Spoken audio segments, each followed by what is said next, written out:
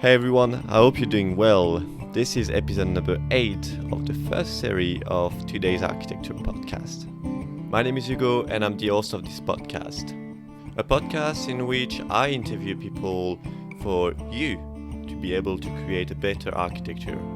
That is because I believe that the construction industry has the power to create a better world. A world where humanity and nature can live, coexist, and flourish together. Today's episode is a conversation, an open conversation with the architect and lecturer at Brighton University, Duncan Baker-Brown. We are discussing his journey as an architect, how retrofitting buildings can significantly impact our carbon emissions, and how can we change our practices and way to do things to create a more responsible architecture regarding the environment. So as usual, cup of tea, biscuit, and listen.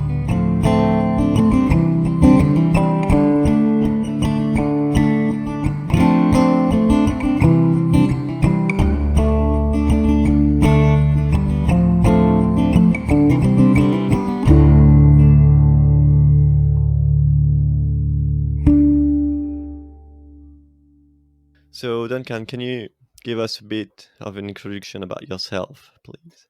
Yeah, of course, Hugo. My name's Duncan Baker-Brown. I'm a practicing architect and I teach at the University of Brighton. I teach architecture and I research around issues of sustainable development and closed-loop systems. And for the last 25 years, I've taught and practiced and researched around the idea of sustainability in the built environment.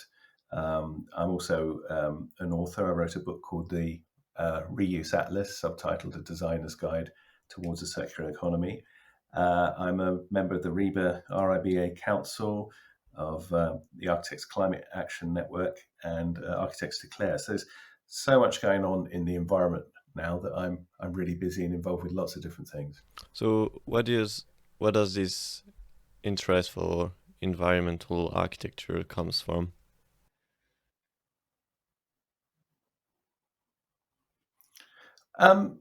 Well, I think as a practicing architect, I've always been conscious of the natural world and that environment. The natural environment is what I've always been concerned about since the age of about 8. I was brought up in the countryside at the northwest of London, in a place called Epping Forest, which Epping Forest shouldn't exist. It starts in Walthamstow, which is the east end of London, and it's still there. And it's been sort of accidentally preserved, and it's an amazing place. And I was always conscious of how fragile it was, and the fact that it was in London as well as going out to Essex. And I lived in the countryside just beyond Epping Forest. And as a young boy, I grew up and I watched I think it was the M11 motorway first, and then the M25 sort of plough through the countryside. I could see it because we lived on a hill. We could see the big lorries cutting down trees and marching through fields. And my grandparents were both from Walthamstow, and my grandfather asked my grandmother to marry him in a place called Passingford Bridge, which was a bit of countryside just outside London, just where I've been talking about. Passingford Bridge now is an intersection between the M11 and the M25 motorways. So from a young age, I was really aware of that. And I can remember when I was about 8, walking in the field with my mother and thinking we were going into nature. And then we got to the top of this hill, and I pointed to something on the horizon. I said, "Mum, what's that?" And she said, "That's the City of London." I could see the NatWest Tower. And that's when I really realized the sort of fragility of the natural world as it coexisted with humans. So I've always been interested in ways in which humans can coexist productively and in a promising way with the natural world. And if you'd spoken to me when I was 12 or 13, I probably would have said I wanted to work for Greenpeace. Okay. And then by about 14, I was thinking, I'll be an architect or work for Greenpeace. And I carried on thinking like that until I'd finished my degree. and then I decided, and that was in the early 90s, I decided you could mix the two, and I went and studied at the University of Brighton to do my master's, and I focused on sustainable design then. Okay. And since then, you're involved in that, and you use it in your practice every day as well. Yeah, well, I did. Interestingly, I did my degree part time. I studied at what's now called the London Met, and it was an amazing experience. It took 4 years to get my degree instead of 3, but I can remember thinking, God, oh my gosh, what am I doing? Because I'd worked on a kitchen for a well-known developer in London. It was the second kitchen in his London house, and this kitchen cost £100,000 in 1988. Okay. And I was thinking, what am I facilitating here? You know, the amount of waste and resources that just went into this guy's second kitchen. So I was really questioning whether I was in the right environment or not. But then I just thought, well, stay involved and see if I can help turn it into a less resource-hungry practice, as it were. And what was amazing when I studied in Brighton is they let me do what I want, in effect. So my dissertation was all around sustainability, and my thesis design was all around that as well. And then I came out of university in the early 90s, and I got a job pretty quickly with an architect called Rick Mather, who's based in Camden in London. And at the time, he was working on what was called the largest low energy scheme in Europe, which was student accommodation at the University of East Anglia. Mm-hmm. And so that was incredible to be working on that. And that was an interesting approach to low energy design, because basically the student accommodation was powered by the energy given off by the students. Oh, how's that? What was interesting, basically, everybody gives off about a kilowatt hour of energy.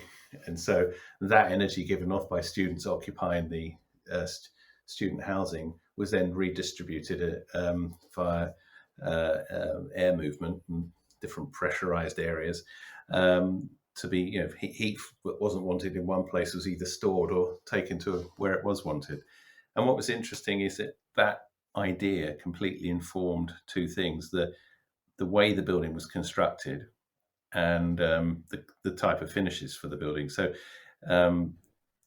it was a heavyweight construction system, so lots of heavyweight masonry walls on the inside, then lots of insulation on the outside. And it was since 1992, and it was airtight, etc. But that was informed by the fact that the building was going to be highly occupied by people. And student accommodation isn't highly occupied; it's periodically occupied during term time. So this amazing thing happened. University of East Anglia paid more money for the student accommodation, so it's finished to a better standard, so it could be rented out for conferences when students weren't occupying it. So it became a highly occupied building, which completely informed the way it was built and designed and its energy strategy. And so I learned a lot when I was working at Rick Mather's. And then since then, I've been able to be in a world where I'm considering architecture and the natural world and how it coexists, as I said. So, but pretty quickly while I was working at Rick Mather's, my ex-partner and I, we entered a design competition that the RIBA set up, and that was to design a house of the future. And we entered the competition, and it was for a sustainable house of the future. And we won the competition and then built that, what we call Future House, in 1994. So we were really young, and we'd built an off-grid, a sustainable house, which was an amazing thing to do. So we quickly got invited to teach. And so since 1994, on and off, I've taught at the University of Brighton, and I've done research around sustainable design there. So I've been involved in all sorts of projects at all different scales. If you'd spoken to me in the late 90s, we were leading the innovation task force for the Greenwich Millennium Village in London, in Greenwich Peninsula, and that was, with that project, we were charged with visioning what urban sustainability meant. So we were looking at setting up a factory on site to custom to construct the buildings that became the Greenwich Millennium Village, to do it with zero waste, to do it so the buildings were designed as material stores for the future, so they could be adapted, deconstructed, whatever. So a lot of the ideas that we're talking about now with the circular economy, for example, we were looking at in the late 90s for the Greenwich Millennium Village. And a lot of that thought didn't really happen with the Greenwich Millennium Village, because after a few years we weren't involved. But the thing I'm most proud of that happened with that project is that the landscape architects who I invited to be employed, and they were employed for the project, they designed a wetlands that the Greenwich Millennium Village was designed around. And those wetlands were installed before the housing was built, which was incredible. So that's wetlands for waterfowl. So birds traveling west along the Thames before you get to the Greenwich Peninsula, which is a big lazy curve, they can rest in these wetlands. Oh, nice. So I in the early noughties, I thought, oh, it's sustainability is being taken seriously. It went off the agenda a bit, but not for us. But the projects we worked on after that tended to be a lot smaller and in a way a lot more straightforward. There was less appetite in the early noughties for sustainable design. How's that? Why less appetite? I don't know. I think people were just. It's interesting to understand why. I think in the late 90s there was a lot of discussion around the environment, and then I just think it went off. I don't know why. I still don't. Like a trend, like just come. Yeah. But I mean, there were big projects all wanting to say that they were sustainable, and we were involved in lots of different things. And then I think people that it felt like just the normal people took over. So I felt like for a bit we would open the door and win a competition for a team with a vision, and then the normal people would then sort of take over. I mean, literally, we'd be in design meetings, and suddenly there's another firm of consultants joining in around the table. I'm thinking, what are you guys doing here? And eventually there'd be the people who would deliver the project. So maybe we'd initially a bit sort of early, but then in sort of I don't know, about around 2005 to 2010, we got a lot of medium-sized projects, £3 to £5 million projects that were really sustainable from the point of view of material sources, energy consumption. So our practice then spent a lot of time considering what was meant by sustainable materials, because a lot of people were getting their head around operational energy and designing, airtight, well-insulated buildings, even if they weren't performing that well. They were getting their head around it. But I was really concerned about the supply chain and the embodied negative carbon footprint that a building had just because of the material sourcing. And so we spent a lot of time looking at normal building types, like office buildings, for example, and proving that they could be built on time and on budget using unusual materials. And by unusual materials, I mean sheep's wool insulation instead of fiberglass quilt, locally sourced timber, clay renders and plasters instead of the normal ones. And one thing that we found out pretty quickly is that a low energy building is often has a toxic air environment, because you've got air tightness plus a lot of synthetic materials and formaldehyde glues and what have you. You've got this sort of percolating air with all this off-gassing. So we were looking at ways of eliminating those toxins, and pretty quickly came up with a palette of materials that we would apply to one-off houses or offices or whatever. But again, that was about 2003 to 2007. We did a lot of those projects. So I built my own house, for example, in 5 months for only £150,000 using sheep's wool insulation, clay plasters, underfloor heating, blah, blah, all those things, locally sourced timber. And the reason I'm telling you that is because there wasn't an audience really for it. I mean, we did win awards and things, but it was like a novel, a bit of a novelty.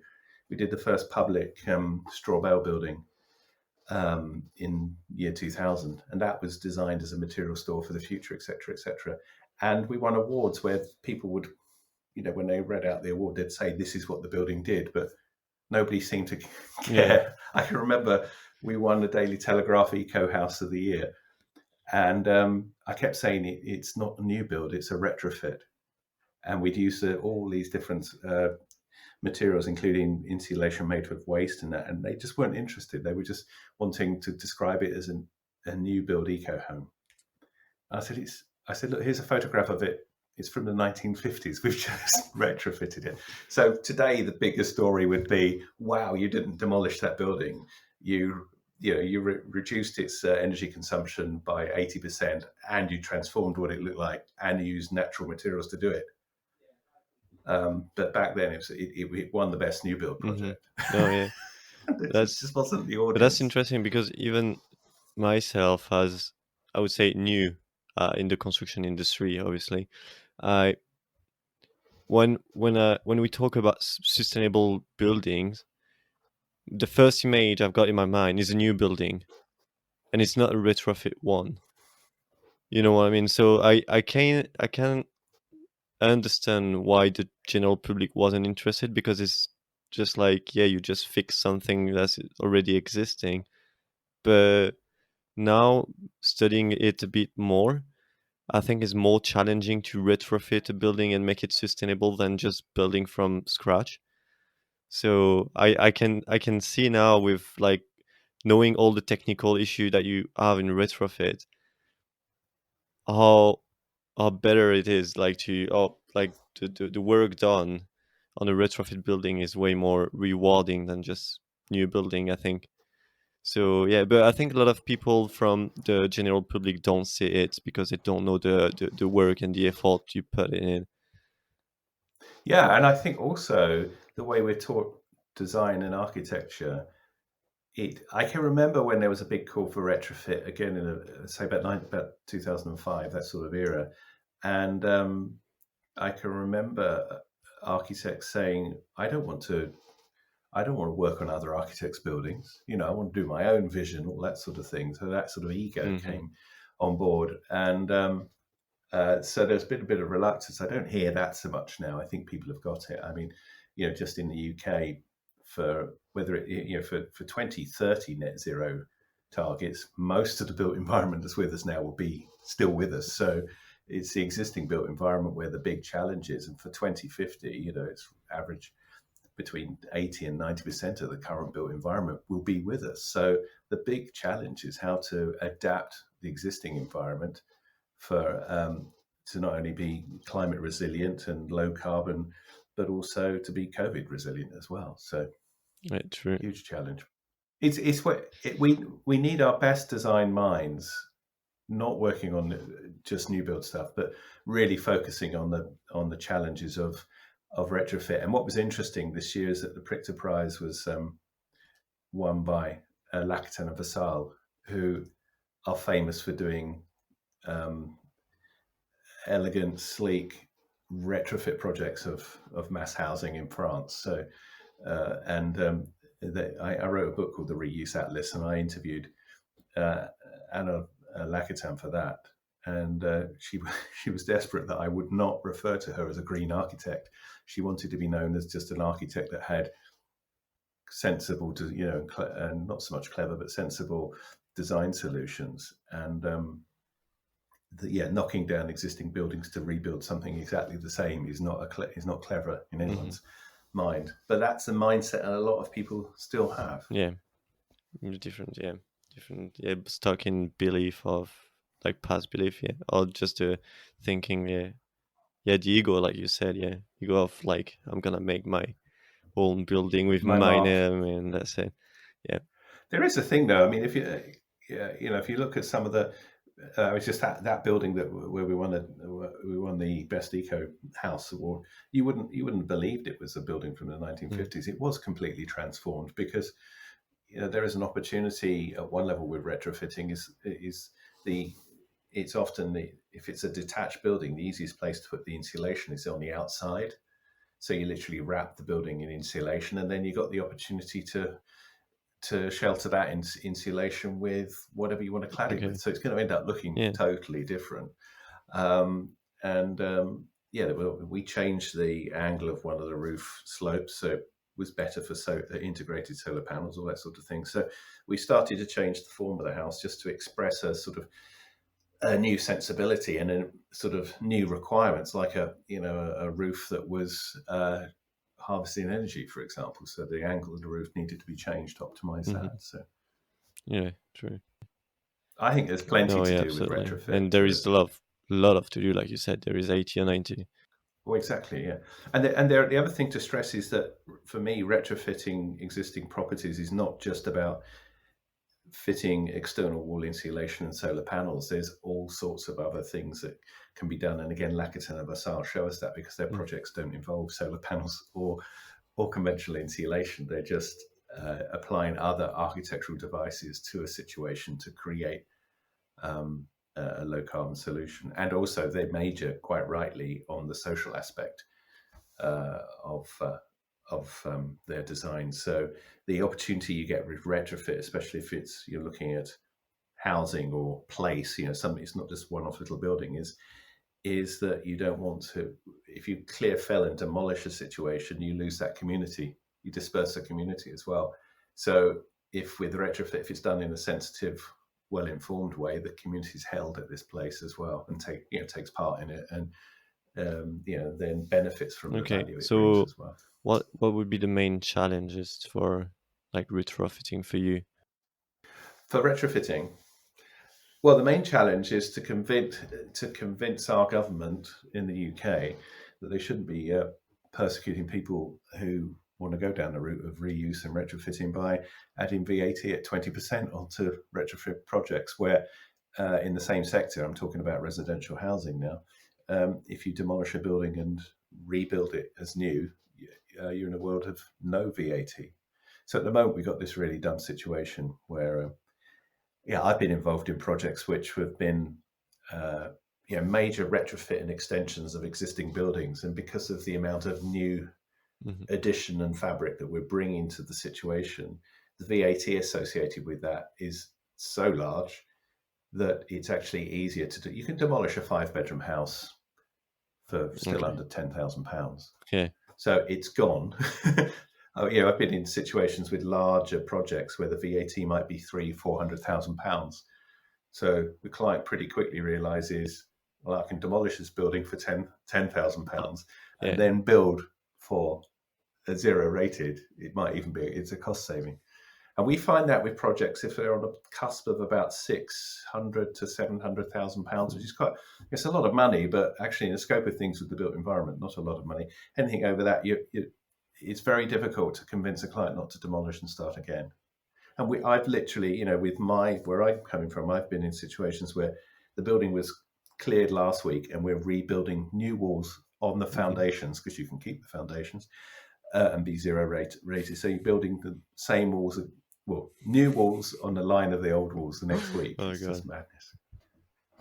So legislation around tax, and we do need legislation that encourages low carbon responses to a design situation. So, and these can be easily mapped now. There are so many sources for whole life carbon calculations, whether that's the embodied carbon that's in the materials and the design process, or the operational carbon. If you can come up, I think that it would be quite straightforward to support genuinely low carbon projects and get and tax the higher carbon projects. And we can have I think there's now pretty much a consensus for a carbon descent plan for 2030, 40 to net zero at 2050. And you could buy into that and say, if you're overperforming, you're beating the descent plan, you're going to be zero rated from a tax point of view, or even given credits. And if you're not doing as well as you should, you'll have to pay a tax. It will be like a carbon tax at the end of the day. Yeah, sure. Is it doing that for the car? If your car is so why not for the building? Yeah. Exactly. You can have, exactly. In terms of road tax, you can pay it if you're a polluter, and you don't pay it if you're not. Well, maybe with COP26, cannot change. Oh, we'll see. Well, yeah, I mean, I'm glad you mentioned COP26 because Yeah. for me, this is a huge opportunity. It's sort of the construction sector slightly just sneaked in there. It's like and I've been amazed because I've done my research, and from my point of view, broad brush statement, but I believe in it. The construction sector is half the problem that the planet's got as far as the humans are concerned. So the climate and ecological emergencies, the construction sector's half that problem. The harvesting of raw materials and mining of raw materials every year, 50% of those materials go into the Hmm. construction sector. The CO2 emissions and equivalent, there are statistics between 35 and 50% of those emissions are to do with the design, the construction, the inhabitation, maintenance, and demolition of the built environment. So if the built environment stops consuming so much, we won't be tearing down forests or burning forests to get to minerals or whatever it is to feed that industry. So if you're doing that, then the planet's got half a chance to repair itself. I don't understand why the previous COPs haven't acknowledged that and realised they need to get the construction sector on board. We are being invited to be part of it this year, which is great. I just hope we're heard because, like I said, people understand about the airline industry. We're far more polluting than the airline industry. They understand about food. Yeah. We're there with food. I think we have an impact easily as bad as food. But people understand food and transport. They understand about energy consumption in the home, but they don't consider the sort of Yeah. the rest of what goes on in the built environment and how impactful that is in a negative way. And I believe that if we just change the way we practice, and as an industry, we can dramatically reduce the consumption of resources. Yeah, because if we 50% part of the problem, we're 50% part of the solution as well. So, yeah. Well put, Hugo. I mean, that is the bottom line. We are, I think, and I think that the industry has collectively we have the knowledge of what to do. So, retrofit's the big deal. If you major on that and transform poor existing buildings into wonderful retrofit buildings, then you're going to use a lot less resources doing that than you are by knocking them down, throwing all that resource away. This is what we do at the moment. Mining for new resources, get the new stuff built, and then it doesn't perform as well as expected it to. It's madness. It's madness at the moment, and we're just perpetuating a route to destruction. We're the only species on the planet that sort of rock up at a place, mine the hell out of it, harvest the hell out of it, create a desert, move on. It's madness. It doesn't have to be like that. We can learn from our predecessors who existed in environments for tens of thousands of years without trashing the joint. No, yeah, we didn't look at, if you look really back in history, I think we can learn a lot from them. Well, yeah, exactly. I mean, I tend to stay in my own neighbourhood in the UK because I don't think we've got anything to teach anybody abroad really. It's interesting. I was reading a book at the beginning of the year called Rebirding, which doesn't sound like a pretty amazing topic for a book, but it is.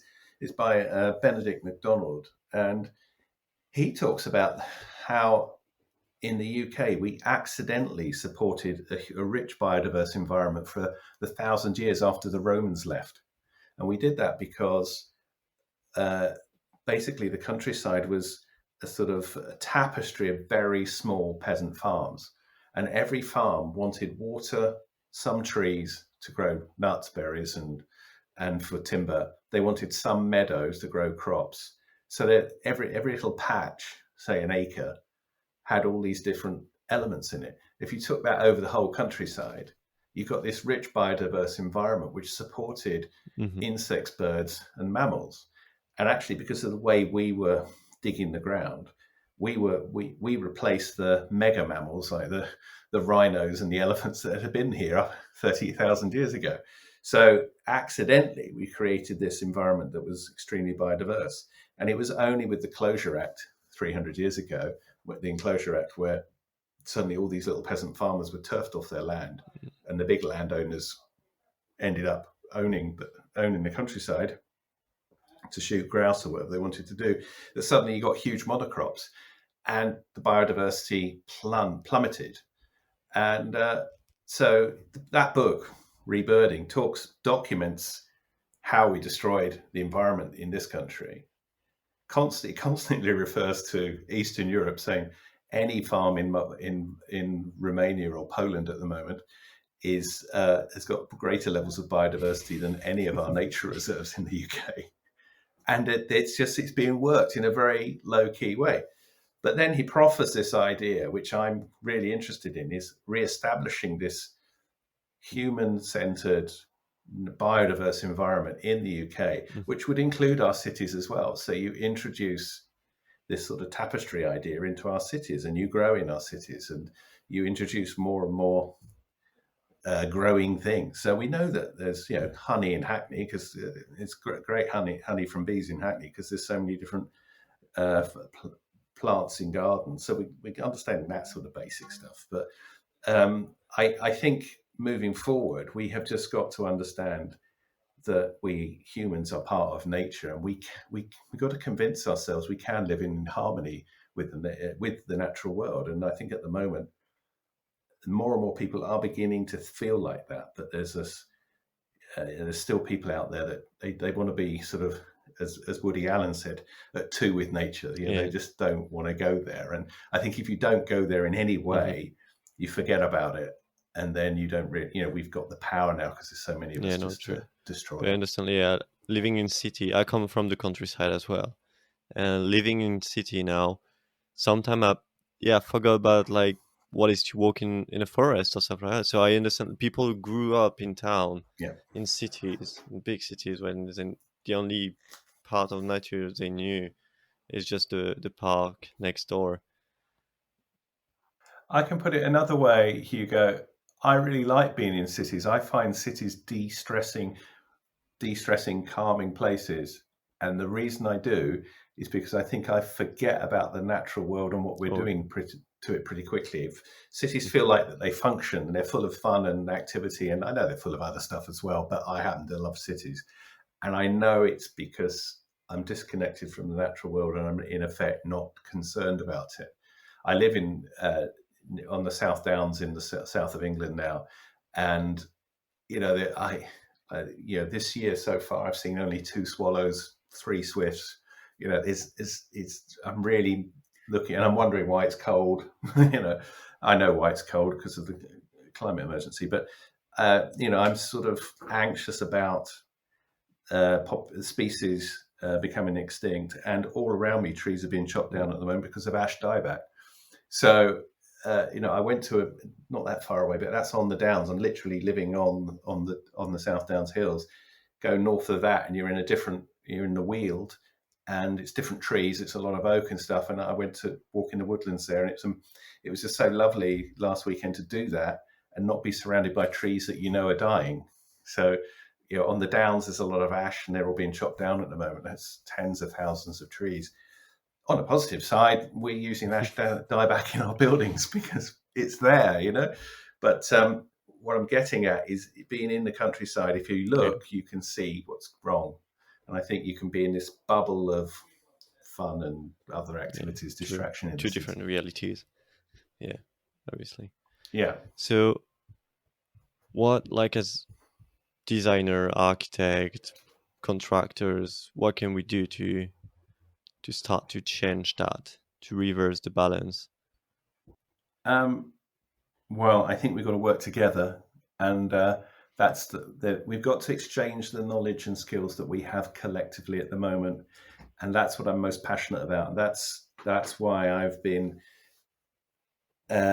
greatly heartened by the last year or so, before lockdown and during lockdown. There's been a number of reports in the UK that have been published that are cross-sector, across the teaching of design and construction and the practice of design and construction, there's beginnings of a consensus of agreement around what the challenges are and what the solutions might be. And people are calling this some idea of climate literacy. And what I've been particularly inspired by are groups like LETI, which is the London Energy Transition Initiative, who brought out their climate emergency design guide over a year ago. And they had 1,000 people input into that. I mean, how they coordinated it, I don't know. But it's not just a couple of bright people saying this is what you should do. They're going out in all sorts of directions to all parts of the industry to say, what do you think? And I know of other reports that have been published around that. And I think people are beginning to relax and be less defensive of their sector, their part, their silo, and they're sharing information now. And, I sit on the RIBA Council, and I can see that happening with the RIBA, who are actively engaging with different organizations like ACAN and Architects Declare, but also with the Institute of Civil Engineers, et cetera, et cetera, et cetera. So I think we've got a consensus now. And that's the thing. I just think we've got to make more and more people aware that there is this consensus of what to do, of how to reduce embodied and operational carbon. Mm-hmm. So we just need to get on with it. The challenge we have at the moment is, well, before I talk about challenge, other opportunities, there are cities all across the UK that are coming up with plans. Well, they're COVID recovery plans, but they're also their plans that respond to their commitment to be net zero carbon by 2030. At the moment, 60 million people in the UK live in local authority regions that have declared a climate emergency and then committed to being net zero carbon. Those local authorities, the politicians 2 years ago did that without knowing how they were going to deliver on it. As well as COVID, I can assure you, their officers, the people charged with delivering this, are running around trying to work out what to do. And that's really interesting. And that's such a small amount of time, 2 years. Our Parliament in the UK only declared a climate and ecological emergency in 2019, at Easter of 2019, because of Greta Thunberg and Extinction Rebellion, but more Greta, I think. We're in a different world now. It's amazing. So I think if we keep the momentum up, then there will be this collective understanding and knowledge exchange, and we will understand that to reduce what's the ecological footprint of humankind on this planet, we've got to start with reducing our consumption of stuff. And you can start that with food, obviously, where you get your food, but just as importantly, if not more importantly, the way we develop our cities and the built environment. So I think if you think about it as reducing the consumption of resources as a designer or a contractor, that's the headline thing you need to do. And after that, just use your own knowledge and initiative and talk to other people and work out how to do that. Because like I said, we've got the collective knowledge. But at the moment, if you don't have that banner title ambition of reducing the consumption of resources, you're all over the place wondering what to do next. Probably consuming more resources than you should do. Trying to figure out that something. Yeah, and I just think the way we work now, because of lockdown, we're coming out of lockdown, but we're not all going to be commuting like we were. We're not going to be running around like we were. I mean, I personally am not a big fan of working from home, but I'm not going to be traveling as much as I ever did before lockdown. And I think we understand there's no need to so much now. So that's going to be a big deal. I think there's not many people out there now that are just maybe apart from Boris Johnson, who just want to sort of get back to as we were in terms of how we exist. I think most people realize this is a game changer and there's a huge opportunity here. And I think most people equate the COVID pandemic with the climate emergency as well. I know local authorities do. And I think we're not seeing this as a separate, different thing. We're realizing it's all part of the same problem. So this COVID pandemic can be like an opportunity to understand how we harm the planet, and that it can be an opportunity for us to change how we do practice, how we do architecture. Yeah. Well, I mean, there's a lot of awareness of the word the anthropocene, and this idea of this sort of layer of human-made stuff that wraps the planet. And I came up with this phrase a number of years ago, which was, well, basically a statement which is sort of mine the anthropocene and close down conventional mines. I mean, why we're sending humans down into dreadful environments underground, whether that's to dig up fuels for burning or for minerals and rare metals and diamonds and stuff. We should be closing mines and just look at what's been dug up and spread around the planet, and there's your resources for the next 400 years or whatever. We don't need to be mining for new And you've stuff. done an atlas on it, how to reuse it. What is And that? I've done an atlas on it. Yeah. What is this atlas? My atlas. Well, that's a book. Okay. I published a book in 2017 called The Reuse Atlas, and it's subtitled A Designer's Guide Towards a Circular Economy. And I did a project that was completed in 2014 called the Brighton Waste House. And that was where I challenged myself and then a team of people to design and construct a building that performed to Passive House standards, but we were to use material other people had thrown away. Mm-hmm. And initially, we were going to just use material from construction sites, because at the time, for every 5 houses built, 1 house worth of material went to landfill. Okay. So, it's just an incredibly wasteful statistic that points out how wasteful the construction industry can be. Anyway, so we started constructing this building made out of construction waste, and then we were partnered with an organization called Freegal, which is a sort of national online digital platform for swapping anything. And Freegal, the one we were dealing with at Freegal, called Kat Fletcher, who became part of the design team, she said, why don't we raise people's awareness of the stuff that's thrown away on a daily basis? And this is before David Attenborough's Blue Planet 2. And so basically what Kat was talking about is plastic stuff that we just buy and throw away on a daily basis. And so the house, by the way, it's called the Brighton Waste House, but it's actually a teaching facility on campus at the University of Brighton. And it's 2 stories high. And that building, the fabric of that building became a sort of vessel to contain a lot, or in many cases, a lot of plastic products without an end-of-life strategy. So it's this vessel that contains 25,000 toothbrushes, 4,000 DVDs, 4,000 VHS videos. VHS videos made in the 1980s are still with us. And that was the thing. That was the great thing. Most plastic ever produced is still with us. And this is before Blue Planet 2 told us that there was plastic in our oceans. How did you find all of that? Like a toothbrush? Really easily. Really? We just said we were looking for waste plastic. And for example, we'd been asked, we had, when we did the project, it was built by students studying design and architecture, but crucially also studying construction. And while it was being constructed, we put out a call for secondhand toothbrushes. Mm-hmm. Because we thought, this is in Brighton. We thought there's easily 1 million old toothbrushes hanging around in people's bathrooms in Brighton. So we got about 750 toothbrushes. Like I said, we had school kids come to visit on a Wednesday morning. They started bringing their toothbrushes. But then one school party, they arrived half an hour late and said, oh, sorry we were late. We stopped off at Boots and bought some new toothbrushes. And we're like, no, that wasn't what. Anyway, it doesn't matter. We were trying to collect the old ones. We got called by an airline service company from Gatwick Airport, and they said, we can get you toothbrushes. And they delivered 25,000 toothbrushes, and it only took them 4 days to collect.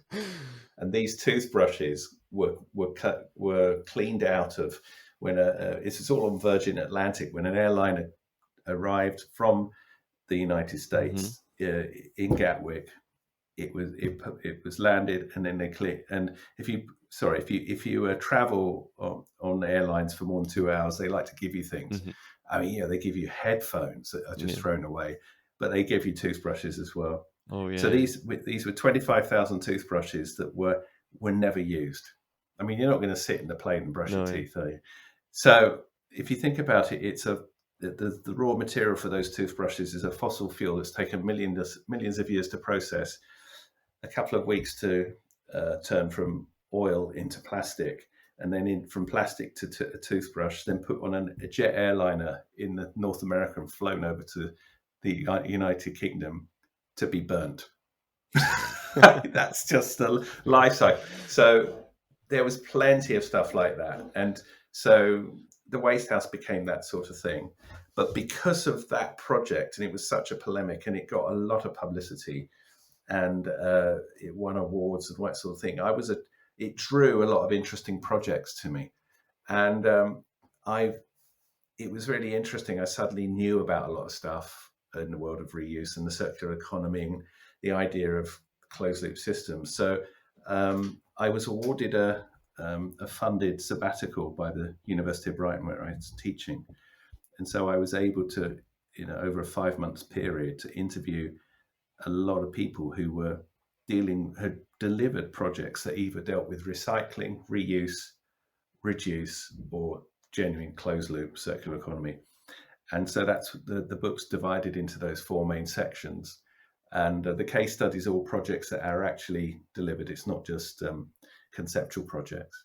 So the point was, could you do this and make money? Could you do this and create beautiful things? And the hows of it all. So someone who created a community centre in Hackney out of secondhand bits of building from the London 2012 Olympics. How do you do that with a conventional construction contract where it's all about the liability of the designer and the contractor and the guarantees of secondhand materials? How did you do that? So that's what the book's about. It's about showing you how to do these things. Okay. And I'm doing a new edition of the book, which will be a total rewrite. I have to say, it'd be a totally new book this year. And it's amazing how many new case studies there are out there now. Well, we are close to the end of this interview. So is there anything you want to add? Do I have something else I want to add? Yeah, I am very optimistic. I think I'm getting my head around the fact that these are very disruptive times, which means there'll be big negative things happening, but there are big positive things happening on a daily basis. And I just think the news at the moment, there was just a map of the temperature of the world today I looked at, and there's this weird blue blob, which is Europe at the moment. We're cold for some reason, but we're surrounded by heat, unnatural heat. So that's all getting scary. But I think at the same time, humans are resourceful, so we are beginning to do something about it. And I could say I wish we had started doing that 50 years ago when we knew, 60 years ago when we knew that this was all happening, but we didn't, so we've got to make the best of it. But at one level, these are the times I've been waiting for a long time, because I've been concerned about these issues for all my adult life and earlier. So, but I think these are exciting times, and hold your nerve, I would say. Hey people, that's it for today's episode. I hope you enjoyed it. If you want to learn more about Duncan and what he does as an architect, you can go in the show notes. There is a link to his website. Go have a look. It's worth it. It does pretty good architecture. At least I like it. I really like what he does. Anyway, also go have a look at the Reuse Atlas. This is an amazing book, really practical, a lot of useful information. This is definitely the kind of book you want in your architectural books collection. So please feel free to leave a comment about this episode and what you think, and also what you want to learn about for the next episodes coming. And that's it. I'll talk to you next week. Bye bye. Love you.